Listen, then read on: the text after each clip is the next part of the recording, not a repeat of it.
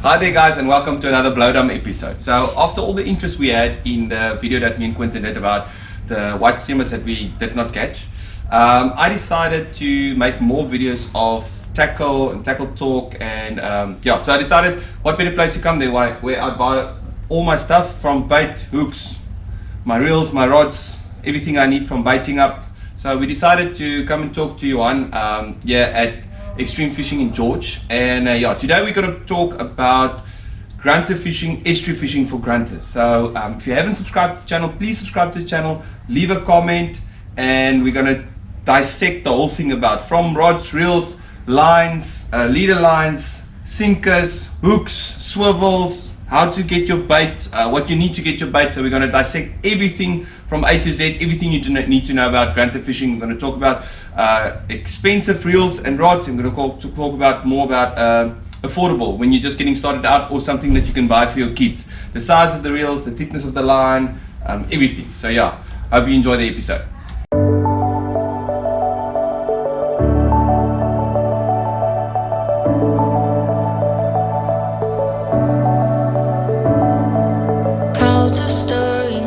Sky, I was always in denial of what I saw right in front of me. And every time I'm so damn lost to what I loved and what I lost. But let's get lost in love tonight. Hear a second voice inside my head, it's telling me to say the night again, and hold on to the words we always said would be forever. So jump into a love that won't be forgotten. Forever, forever, let's run away together. Let's run away together. Let's run away together.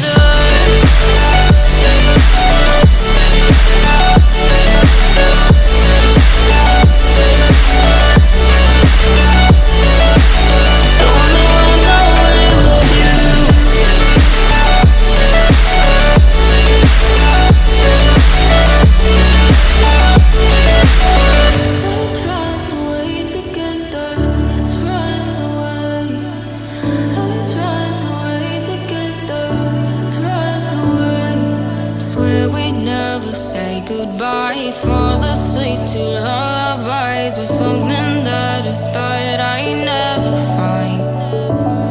And what is right and what is wrong, and all I ever saw was love. But let's get lost in love tonight.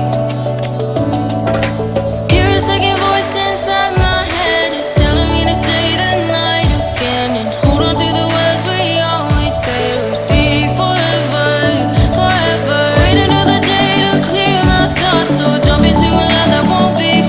Okay, so the first thing that you need to buy is your rod and your reel.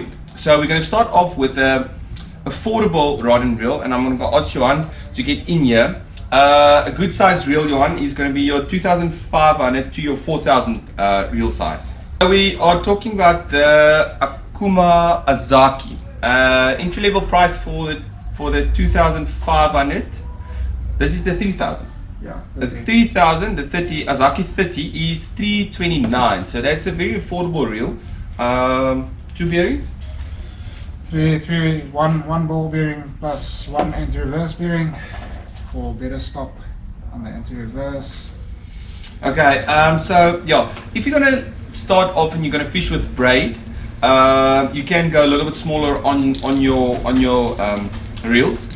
If you're gonna use normal mono line, then you need to go a little bit bigger. So if you're looking at the 4,000 in the exact same model, the price is 359 for the 4,000, and on a 4,000 the line capacity on the 4,000 just a bit bigger, just a little bit bigger. With the line that we are using, I'll get to the line right now, but with the line that you're using, you're going to get more than enough on this one. If you're going for the smaller one, you probably have to go with braid. So yeah, you're going to get around about 200 meters on here, which is more than enough for the grunters you'll be targeting for a start. With that Akuma, I will go with the entry level You've got the wave Power 7. wave power. This is the wave power, 6'6". Very light, very good flex on the rod there. You can see there, very nice backbone. You want the tip, nice action on the tip with some nice backbone. It's just nice entry level. If you want to get your kids into grunter fishing, estuary fishing, this is a nice size to get them from the side on the boat. This is going to be a very nice setup. If you pair these two up, it's going to be a nice and light setup that you can use on the estuaries, and it won't break the bank. So if you're going to be looking at the rod and reel, 329 plus 339, that's, Johan give you some discount. That's going to be around about $650 if you buy this little combo from him. Okay, then if you move over to, let's get this one out of the way. If you move over to the more expensive one, and if I say more expensive one, this is for guys that is really serious about their fishing. They look after their reels and they look after the rods. You're gonna go over to the Azores. This is also a Kuma Azores. This is the 4000.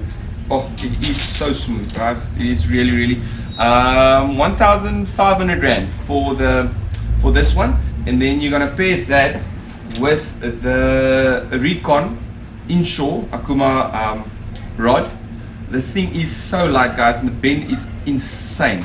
The price on the rod is 1,300, so that's you're looking at around about a 2,800 rand setup for grunter fishing. That's how extreme you can go with the setup.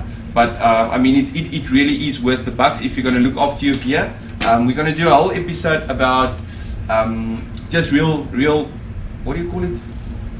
Maintenance, real maintenance. How to look after your reels after you fish, what to do with your reels, how to look after them. Yeah, so this is definitely, I don't look after my reels really well. So I would definitely go for the cheapest setup. Nothing wrong with that one, but if you turn the two reels, you can definitely feel the difference. You can check that one, how quickly that one stops, and if you look at this one, it just keeps on going and going. But very powerful drag system on this one. It's going to have more or less the same line capacity, because the spool is the same size.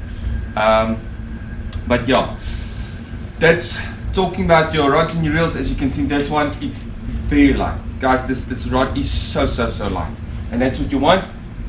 Very nice action there, and again, a lot of backbone and a very flexible tip, you can see there. Okay, so that's enough about that. So we're going to move over to okay, so the next thing, you've got your rod, you got your reel. Now we're going to go over to the lines. I prefer yellow line. Okay, you can do any lines. I prefer the high abrasion, the yellow line, because sometimes I do night fishing and the yellow line is just a lot easier to see at night. Once you've got 6 lines in the water and the fish are swimming, you've got a fish on and it's going underneath the over rods, you can see the yellow line. The normal transparent line is very difficult to see at night if you've got lights on the line. So that's why I prefer the line. I'll go anything from a 5 kilogram up until a 10 kilogram. I won't get any heavier on that for grunters. Grunter is very finicky eater.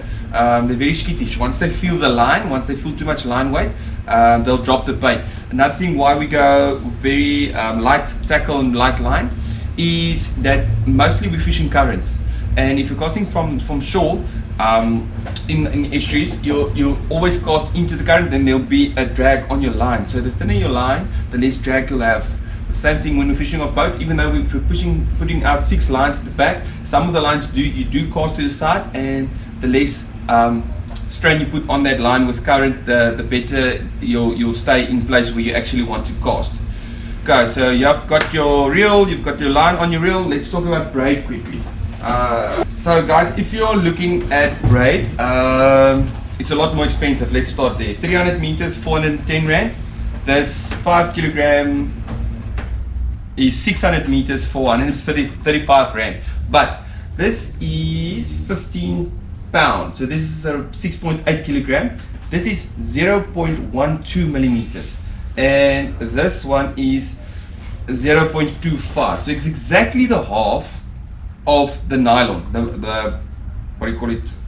Yes, Nylon, yeah, the nylon. So the braid is exactly the half the thickness of the nylon. That is why braid is expensive and it is extremely good to fish with. So the current will actually have no effect on that line, and there you can see it's also the yellow one. It is a lot more expensive, but it is worth the money. The braid is also, there's no stretch in braid, so it's direct feeling, so you can see all the small little peckers, you can feel everything. Once you pick up the rod, you can feel the fish directly. There's no stretch in the line, which is good and bad. Some anglers like the little stretch. It's a little bit forgiving. Once you've got a fish going out 100 meters, you've got a lot of stretch in your nylon, and the hook, well, not all the pressure is on the hook, it's a little bit more on the nylon and can stretch. With the braid, the pressure is all on the hook, but you can feel every single bump, you can feel the fish biting. So there's a lot of the advantages to casting with braid, but this allows you to fish with a much smaller reel, much lighter, and you'll be able to get 300 meters on this one.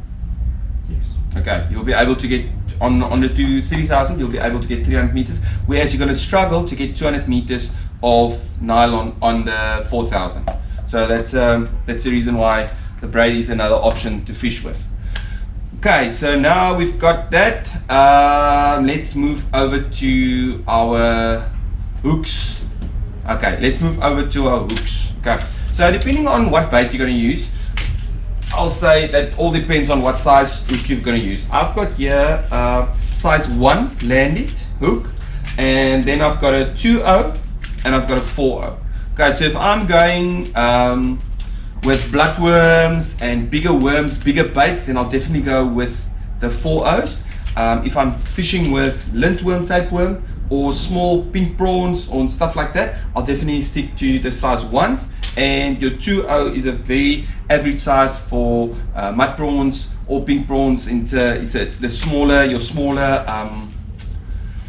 moonshine worms, your smaller worms will also work with that. So then I use normal swivels. We're going to show you a setup now of the exact length that we use. So here's just a normal size 4 swivel, and then I always have with me the biggest swivels I can find. And this is almost like a cast net swivel that I've got here. But I use the swivel instead of a sinker. I use the big swivel if I want to drift fish. If it allows me, the wind and the currents and everything allow me to drift fish, I like to take the sinker completely off and use a big swivel as my sinker to drift with that. I'm just quickly going to fetch some circle hooks to show you those as well. Okay, so another hook that you can use is your circle hooks. I love fishing with circle hooks. Just because during the night you can leave the circle, you can leave your bait out with the circle hook with a nice drag out, and if the fish takes the hook does it for you. On the jig, you still have to set the hook. Once the fish picks up the bait, you still have to set the hook. With the circle hook, you just tighten the line, make sure that there's enough pressure in the line, and the circle hook will do that. So in my fishing bag, I'll always have a 2.0 and a 4.0 circle hook as well. 2.0s I'll use on the prawns and on the prawns, on the mud prawns and on the pink prawns, and then these I will definitely use on my bigger worms, your blood worms, your sandworms, on your bigger baits, your choka. You've seen me and Quentin catch in Iceland. You've seen us use the 4.0 and 5.0 circle hooks to catch those bigger 4 or 5 kilogram grunters. We use the bigger hooks. Okay, so then once you've got your hook sorted out, you're going to need your leader line. Your trace lines. So always Maxima Ultra Green. Anything from a 5 to 70 kilogram will be good. Or you can use the also Maxima is your Fluorocarbon. Fluorocarbon is very good.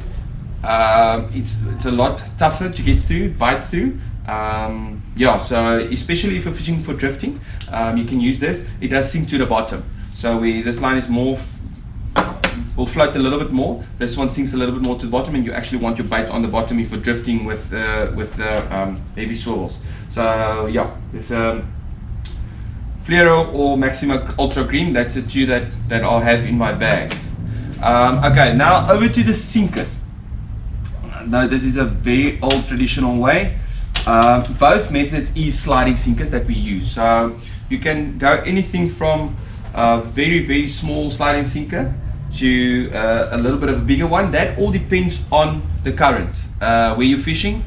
Is there current in the estuary? Some of our estuaries don't have any current, so then you can get away with a smallish sinker. Like I said earlier, you don't want to go fish too heavy. You actually want it as light as possible, so that if the grunter picks it up, it doesn't realize that the hook is attached to something, and you want it to swallow the whole bait.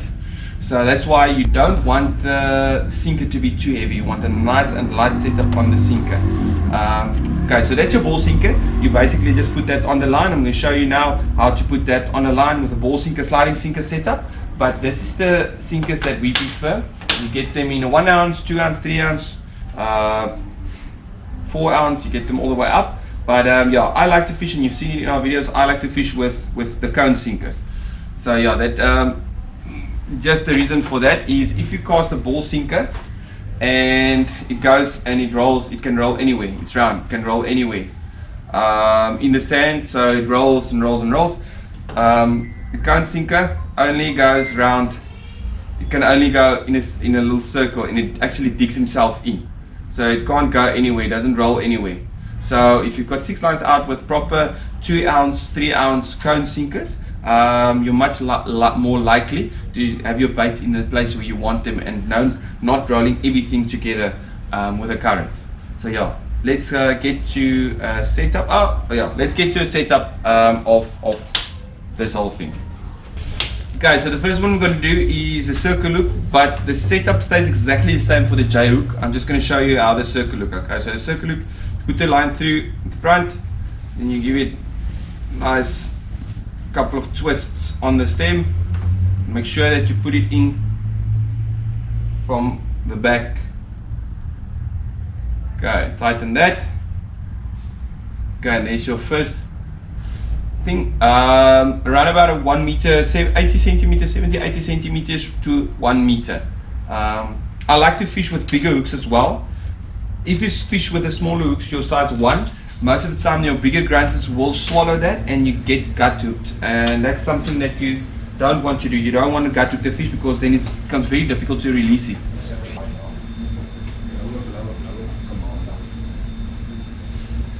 Okay, so then on the other side, just the normal figure 8 on your swivel.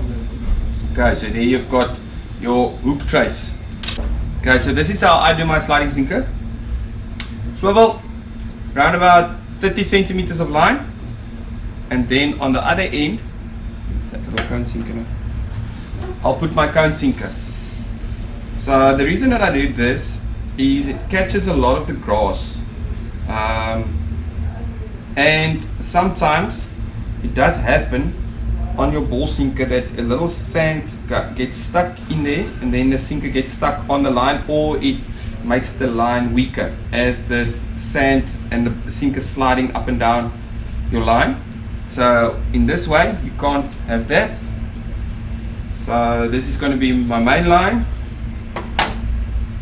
So just put the swivel in there. Here's my little swivel trace with the line, and over here you've got this hook line that I just prepared. Normal figure 8 knots.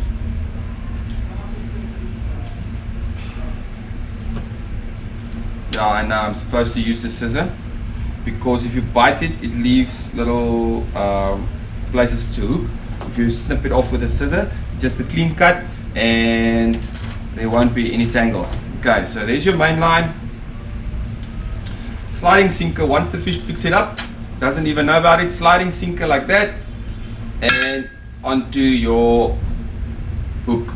Okay, so that's the setup that I'll use for most of my estuary fishing. In fact, cop and everything, I use a setup like that, and it's very effective. Okay, so the other setup that you can have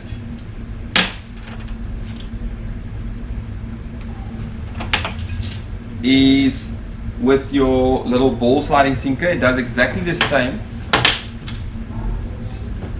but like I said, I prefer to make a little trace with a cone sinker, even with a teardrop sinker, because now the lead is sliding on your line like that all the time, and it causes friction, and the sand does get stuck in those little holes, and then it can weaken your line. Once the fish picks up, it's broken. Okay, so yeah, that's the setup that we use. You can use, like we've explained, with all the different kind of hooks. You can use any one of those hooks, and then the sinkers and the line all depends on the current and where you are fishing. Okay, so the last little bit that we're going to be talking about today is the bait, the stuff that you need to get bait. I've been talking a lot about worms and prawns. So the three main things that you need is actually four.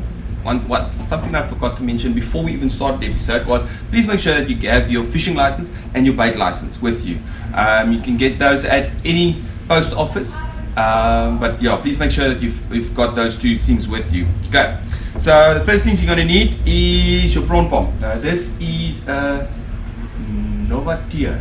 Yes. It's a beautiful black pump. This is not plastic, guys. This is and it's really, really well made. It's the first time I've seen this. This is around about 750 rand, but it's a really, really nice pump.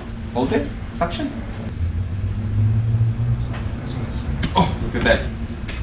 Okay, a very nice suction on that pump. Okay, so we're going to do a full episode where we go to Knysna, and we're going to show you exactly all the different type of worms you can get, all the different types of prawn you can get. There's pink prawn, mud prawn, snapper prawn, swimming prawn. You get moonshine worm, you get bloodworm, you get sandworm, you get lintworm. So many different types of bait that all work for grunters, but we'll try and get, there's pencil bait as well. So we'll try and get as most baits as we can in one day. We're just going to make an episode on how to do that. But you're going to need your mud pump. Then this is a very nice product from Lock. Yes, it's a very nice little product from Lock. Your prawn is in there and it can float. It's a Lock floating mate.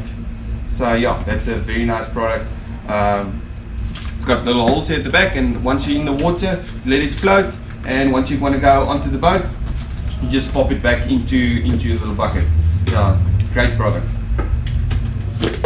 Okay, and then last, it's something that not all anglers keep in their bag or with them when they go to get prawns, is a little floating prawn net, pump net. It's a pump net. Okay, so if you're too late to get onto the bank, so that you can't get your prawns on the bank, you can use this, or if the estuary mouth is closed, you can use this little net, and you actually suck the mud from the ground, and you pump it in here. The mud and the water falls through, and your prawns will stay neatly inside this net. But we'll show you all the nets, all how to look for mud prawns, what in sand prawns, and we'll show everything you need to know about baiting. But yeah, that is everything on the gear that we use, the reels that we use, and the hooks that we use. So yeah, in the comment section, if there's anything else that you can think of, or any tips and ideas that you can leave for any other subscribers, please leave it in the comment section. Like the video, and I hope to see you on the water soon. Thank you, Juan, for letting us use all your stuff in the shop, and making some work for you to get everything back on the shelves. So I hope to see you guys soon.